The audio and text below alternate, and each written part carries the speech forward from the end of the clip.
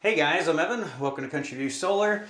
So I just completed my first month using the 12,000 XP to power my house, and it is January. It's like one of the worst times of the year, but I wanted to do a complete month on the system the way it is and test the performance before I added more batteries. So right now I've got 15,160 watts of solar panels hooked up to this inverter, and they are all mounted up on the roof, which is actually kind of a problem in the wintertime.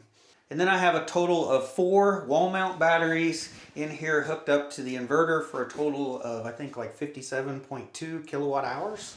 Now the way I have this set up is I use these batteries all the way down to 30% state of charge. And then I have the inverter switch over and use grid power. So that means I'm roughly using 40 kilowatt hours in these batteries for my daily solar production and daily power needs.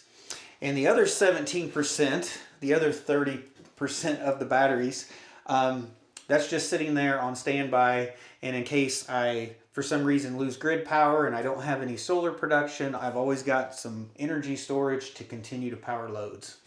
So this first month test, like I said, is in January. This is one of the worst production months of the year for where I live. December is the worst month. January is the second worst month. And if you look at a PV watt calculator for my size solar array on that pitch of roof, I should be making about 1,130 watts for the total for the month of kilowatts for the month of January. But the problem we had is it's been like one of the worst winters we've had in a couple decades, and we've got a lot of snow, a lot more snow than we normally get. So when we look at my roof, it's kind of hard to see, but every portion of my solar panels up there, every array, there's a total of 5 arrays up there, and 4 of them are hooked up to the 12,000 XP. All 4 of those are partially covered, which drops the wattage down considerably.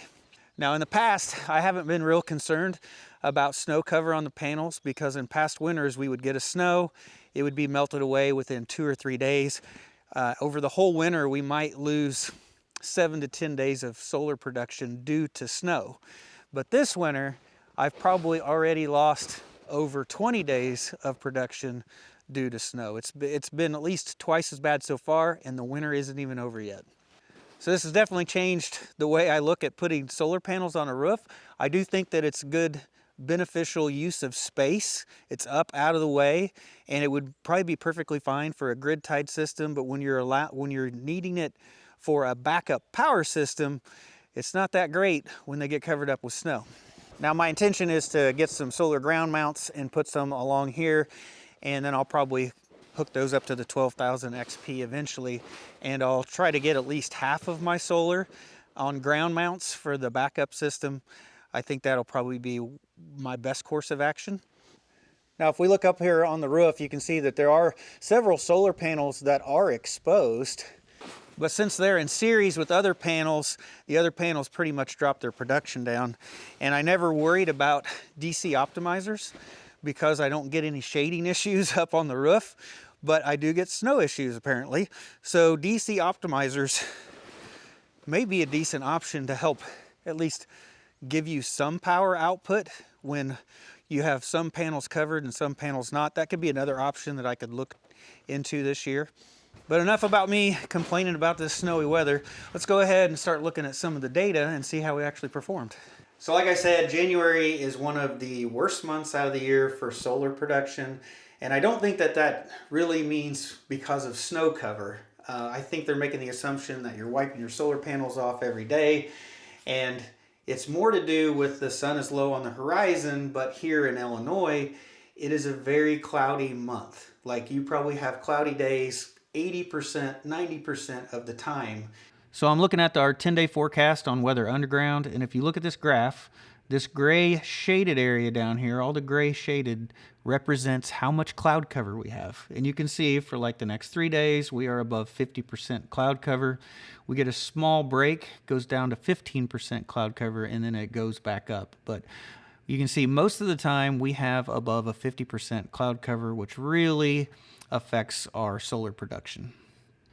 So now as we look at the EG4 monitoring software and we look at the month of January, I ended up producing a total of 813.1 kilowatt hours. So if you compare our actual production to what the PV calculator said our average should be for the month of January, we produced about 317 kilowatt hours less than predicted. That is about a 28% drop in what the calculated production should have been. And I believe that production loss is directly due to having snow on the panels for so many days. Now you can see our house consumed a total of 1,236 kilowatt hours, and that's about 106 hours more than the average monthly estimate for January. So you can see if we made the average solar production for our size array, we still would not be able to produce 100% of our power. But I do believe if we didn't have snow covering most of our panels, I think we would at least be really close. So now I'll take another look at January's data, and this is broken out by day. So if we look at solar production, which is the blue line, and I'll highlight it there, you can see we've had some decent solar days here and there through the month, but on the 24th, that's when we got our big snowstorm, and the solar panels have been covered ever since then. So the last 8 days of the month, we basically didn't make any power. So our maximum solar production was on January 15th, and we were able to produce 52.8 kilowatt hours in that day. Now, as we look at the graph for the day, you can see around 7 a.m., the batteries got down to 30%, and they did switch to grid, and then the solar started producing, and we switched back to batteries about 10 o'clock. But the solar was so much that day, we were able to get the batteries up to 100% by about 2:39 in the afternoon. And you can see from the blue line that the solar clipped after that, so we didn't maximize. We could have actually made more solar than that if we had somewhere to put it. So we probably had at least 4 sunny days in January where we were able to charge up this entire battery bank back up to 100%. Most days it would only get up to like 70-80%, but I was glad to see that we can fully charge it in a sunny day, and we actually could have charged more batteries in a sunny day. So that helped reassure me if I add a couple more additional wall mount batteries in here that the system would be able to charge all these batteries back up to 100% in the wintertime, at least maybe every couple weeks. I don't want to build a battery bank so big that it won't be able to fully charge itself in the wintertime. My preference would be that I could, on a nice sunny day, that this would be able to fully charge itself in one sunny day. Bare minimum 2 sunny days in a row, be able to charge itself back up to 100%. What that does, when that kind of helps equalize the batteries out, helps get them all to the same state of charge, because the longer this runs without getting fully charged, these batteries will vary from each other. And the 30% state of charge when this switches is for the entire battery bank. That doesn't mean the batteries are all at 30%. This one might be 25%, this one may be 35%, this one may be 30%, and then the total battery bank might be a 30% state of charge, but these can vary quite a bit. So you do want the system to at least fully charge probably every few weeks to help just kind of equalize everything back out. So overall, for the month of January, even though the last like 7-8 days of the month pretty much didn't have any solar production, I think I'm pretty happy with the way everything ran. I never had a single problem with this inverter. The only time I think it ever switched to grid is when the batteries were low.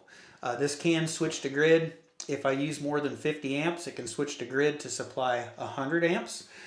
And I don't think I ever pulled over 12,000 watts. So even though it's been a rough month weather-wise, I think if I had ground-mounted panels, everything probably would have been a lot smoother. We would have had a lot more production. And that's just due more to my solar panel setup more than it is to do with the battery and inverters. And I think I'm going to go ahead and move forward and put a couple more batteries in here, try to maximize storage, because if I can charge them in the wintertime, I'll definitely be able to charge them in the summertime.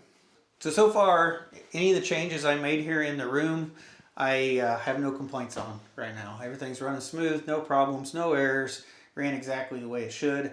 Just having trouble in the wintertime making solar power. I know this was a more data-driven video, so I hope it didn't bore you guys to death, but I need the data to basically make rational decisions on how I continually modify the system and build it out the way I want to. So anyway, I think that's going to be it for today's video. So I hope you have a great day, and I'll see you next time.